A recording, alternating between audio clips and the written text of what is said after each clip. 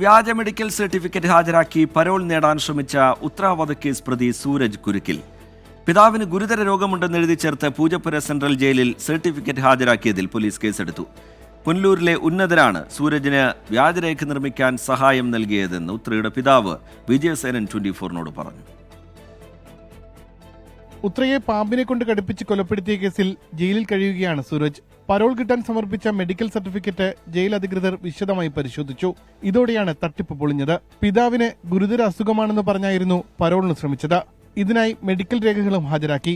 സംശയം തോന്നിയ ഉദ്യോഗസ്ഥർ മെഡിക്കൽ സർട്ടിഫിക്കറ്റ് നൽകിയ കൊട്ടാരക്കരയിലെ ഡോക്ടറുമായി ബന്ധപ്പെട്ടു. ആരോഗ്യ പരിശോധനാ റിപ്പോർട്ട് മാത്രമാണ് നൽകിയതെന്നും ഗുരുതര ആരോഗ്യ പ്രശ്നങ്ങൾ കണ്ടെത്തിയിട്ടില്ലെന്നും ഡോക്ടർ മറുപടി നൽകി.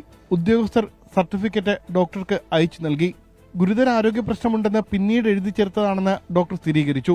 ഇതോടെ സെൻട്രൽ ജയിൽ സൂപ്രണ്ട് പോലീസിന് പരാതി നൽകി. പൂജപ്പുര പോലീസ് കേസെടുത്തു. കോടതിയെ തെറ്റിദ്ധരിപ്പിക്കാനും പ്രതികൾ നേരത്തെ ശ്രമിച്ചിട്ടുണ്ടെന്ന് ഉത്രയുടെ പിതാവ് വിജയസേനൻ.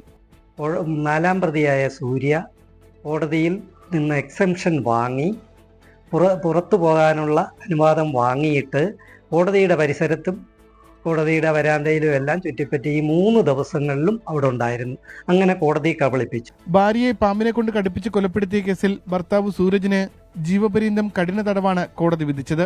2021 ഒക്ടോബർ 13-നാണ് കോടതി 17 വർഷം തടവും ശേഷം ജീവപര്യന്തം തടവും വിധിച്ചത്. 24 തിരുവനന്തപുരം.